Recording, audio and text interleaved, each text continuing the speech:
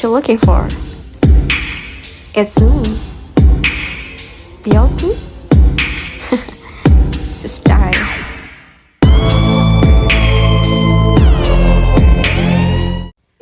Baik, Assalamualaikum warahmatullahi wabarakatuh. Perkenalkan, kami dari kelompok 5 akan mempresentasikan hasil diskusi kami mengenai sistem pendidikan di negara Australia. Sebelumnya, perkenalkan nama saya Humaro Alia Yunisa sebagai pemateri pertama. Di sini saya akan menjelaskan mengenai sistem pendidikan yang ada di Australia.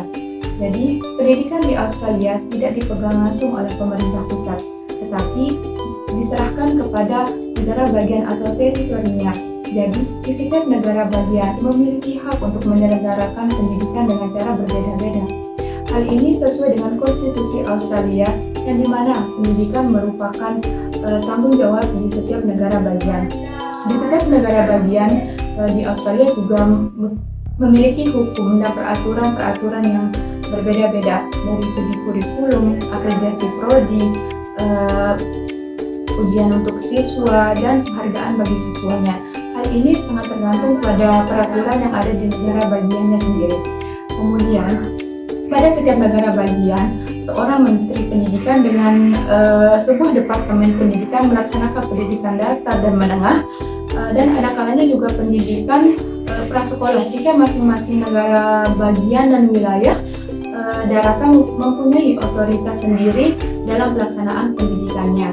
Kemudian ada beberapa program atau lembaga-lembaga yang ada di Australia yang mendukung kemampuan untuk siswa belajar di sana. Yang pertama itu ada TAFE atau Technical and Future Education. Yang kedua itu PET, Professional Education and Training, dan yang ketiga itu AQP, Australian Qualification Framework.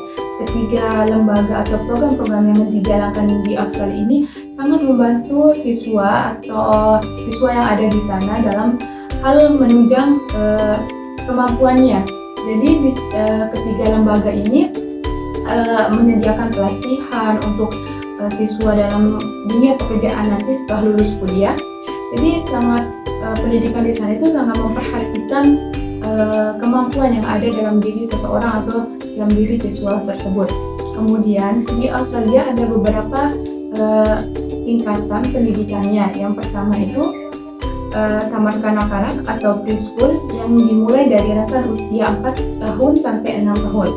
Kemudian yang kedua itu ada sekolah dasar atau primary school, yang dimana di sini siswa bersekolah sampai 6-7 tahun lamanya, dan itu wajib belajar. Kemudian yang ketiga itu ada secondary school atau sekolah menengah, yang dimana di sini siswa di Australia belajar dari 5 sampai 6 tahun, dan itu wajib belajar. Kemudian yang terakhir itu ada pendidikan tinggi atau university. Dan di sini di Australia sangat-sangat memperhatikan siswa atau mahasiswanya, sehingga ketika dia lulus sekolah nanti siswanya itu bekerja dalam bidangnya sendiri, dalam keinginannya sendiri tanpa ada tekanan. Mungkin itu saja penyampaian materi mengenai sistem pendidikan yang ada di Australia. Materi selanjutnya akan disampaikan oleh pemateri kedua. Baik, perkenalkan, saya Bainur Laila Tinaini sebagai pemateri kedua. Di sini saya akan membahas tentang kurikulum Australia. Kurikulum Australia dipandu oleh Melbourne Declaration on Education Goals for Young Australian yang dibentang di Dewan oleh Menteri Pendidikan setiap negeri dan teritori pada Desember tahun 2008.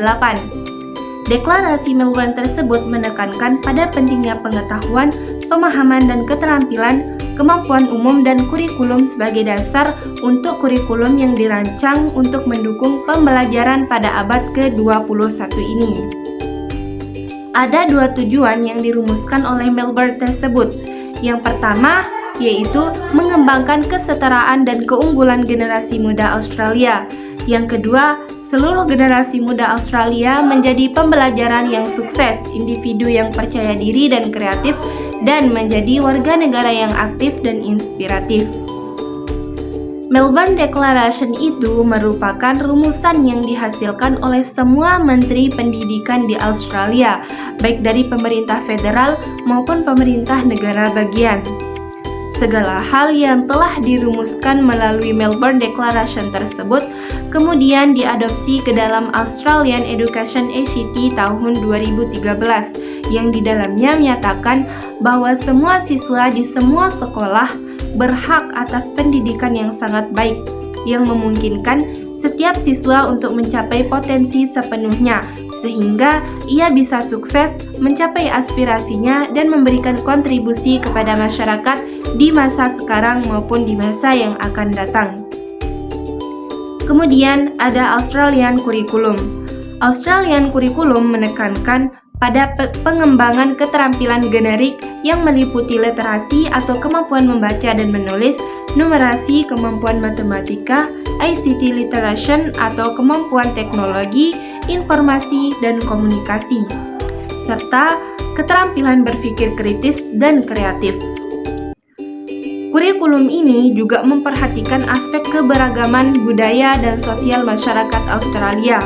Kurikulum Australia menekankan bahwa setiap anak-anak berhak mendapat pendidikan. Kurikulum ini memberi keutamaan kepada pembelajaran seumur hidup, pencapaian akademik, dan penglibatan dengan masyarakat. Oleh yang demikian, para pelajar dan guru-guru akan melalui kurikulum berdasarkan kepentingan yang dinyatakan di atas. Pada mulanya, Melbourne Declaration tersebut, melalui Melbourne Declaration, mata pelajaran yang ditetapkan adalah bahasa Inggris, matematika, sains, dan sejarah. Setelah itu ditambah dengan geografi, bahasa lain selain bahasa Inggris. Baik, terima kasih. Di sini saya sebagai pemateri ketiga atas nama Nelul Muazadi. Nah, di sini saya akan memaparkan sedikit tentang sistem evaluasi di negara Australia, di mana sistem evaluasi ini kami mendapatkan 5 poin penting dari buku yang telah kami kaji. Poin yang pertama yaitu siswa di sekolah dasar di negara Australia tidak mengenal ulangan. Maksud dari kalimat ini yaitu siswa secara otomatis naik kelas berikutnya sejalan dengan pergantian tahun. Selanjutnya, poin yang kedua, sistem pendidikan di Australia tidak mengenal tidak naik kelas. Nah, arti dari kalimat ini yaitu semua siswa akan naik kelas. Hal ini sangat memungkinkan karena semua mata pelajaran yang diambil sesuai dengan kemampuan masing-masing siswa. Poin yang ketiga yaitu sistem pendidikan di Australia tidak mencantumkan ranking akademik terhadap nilai rapot siswa, di mana dalam hal ini guru hanya mencantumkan nilai siswa sesuai dengan mata pelajaran beserta komentar guru dan deskripsi posisi nilai awal siswa terhadap rata-rata kelas untuk setiap mata pelajaran. Poin yang keempat yaitu untuk tes bagi setiap siswa yang berlaku secara nasional, Australia menyelenggarakan NAPLAN, di mana NAPLAN ini yaitu National Assessment Program Literasi dan Numerasi. Nah, pada setiap tahunnya bagi siswa yang berada pada tahun ketiga, kelima, ketujuh, dan 9 akan melakukan tes secara bersamaan. Nah, dari hasil ujian ini dapat dilihat di halaman NAPLAN, di mana laman NAPLAN ini bisa juga dilihat oleh orang tua siswa dan lembaga eksternal lainnya. Poin yang terakhir yaitu laporan tahunan sekolah juga termasuk salah satu bentuk evaluasi yang merupakan proses catatan penilaian diri oleh sekolah,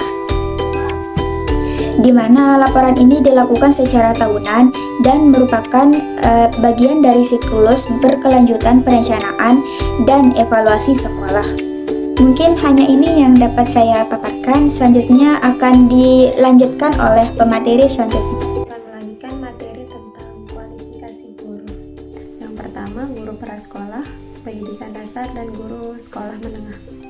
Dalam kualifikasi guru di pendidikan Australia, guru prasekolah dan pendidikan dasar biasanya memenuhi persyaratan sertifikasi pendidikan prasekolah atau sertifikasi pendidikan dasar. Sedangkan guru sekolah menengah biasanya memenuhi persyaratan sertifikasi pendidikan sekolah menengah. Persyaratan sertifikasi ini biasanya mencakup menyelesaikan program pendidikan guru yang diakui, yang biasanya membutuhkan kombinasi studi kampus dan praktik lapangan. Program-program ini biasanya membutuhkan kandidat untuk menyelesaikan kursus pendidikan, kursus subjek, dan kursus praktik, serta menyelesaikan praktik lapangan di bawah pengawasan seorang guru mentor. Yang kedua, lamanya pendidikan bagi guru-guru prasekolah dan biasanya pendidikan selama 4 tahun. Semua sistem sekolah memberikan kesempatan kepada guru-guru untuk mendapatkan pendidikan dalam jabatan atau in-service education, termasuk peningkatan kualifikasi atau ijazah. Dengan menyelesaikan kuliah-kuliah yang disetujui terlebih dahulu, guru di Australia dibekali ilmu dan materi dengan lisensi mengajarnya yang didapat dari Kementerian Pendidikan. Semua guru dari TK sampai SMA memiliki kemauan yang tinggi untuk mengembangkan diri. Hal itu juga berlaku bagi guru-guru yang ada di daerah-daerah pedalaman dan daerah pinggiran. Yang ketiga, Institut Australia untuk Kepemimpinan Pendidikan dan Sekolah didirikan pada tahun 2010 sebagai badan nasional untuk mempromosikan dan mendukung praktik terbaik dalam kepemimpinan pendidikan dan sekolah. Ini bertujuan untuk memastikan bahwa semua guru dan pemimpin pendidikan memiliki akses ke pendidikan dan dukungan yang mereka butuhkan untuk berhasil mengajar dan memimpin sekolah. Ini bekerja dengan pemerintah, sekolah, dan organisasi pendidikan lainnya untuk mengembangkan dan mengimplementasikan praktik terbaik dalam kepemimpinan pendidikan dan sekolah, serta memberikan dukungan dan pelatihan kepada guru dan pemimpin pendidikan. Assalamualaikum warahmatullahi wabarakatuh. Di sini saya akan melanjutkan materi yang kelima tentang pendidikan matematika di Australia. Ada 4 pernyataan nasional tentang pembelajaran matematika siswa di Australia. Yang pertama, pengetahuan dan pemahaman konsep, gagasan, dan proses matematika di bidang matematika. Yang kedua, kapasitas dalam menyebarkan matematika, pengetahuan matematika, pemahaman, dan keterampilan. Yang ketiga, kapasitas untuk berkomunikasi secara efektif. Dan yang keempat yaitu menikmati dan percaya diri menggunakan matematika. Ada juga pernyataan nasional matematika di Australia yang mencakup 5 mata pelajaran wajib. Yang pertama itu bekerja secara matematis, yang kedua bilangan, yang ketiga aljabar, fungsi dan pola, yang keempat pengukuran peluang dan data, dan yang terakhir yaitu yang kelima yaitu ruang. Oke, mungkin hanya ini yang dapat kami sampaikan. Kurang lebihnya mohon maaf. Wallahul muwaffiq wal hadi ila sabilir rasyad. Wassalamualaikum warahmatullahi wabarakatuh.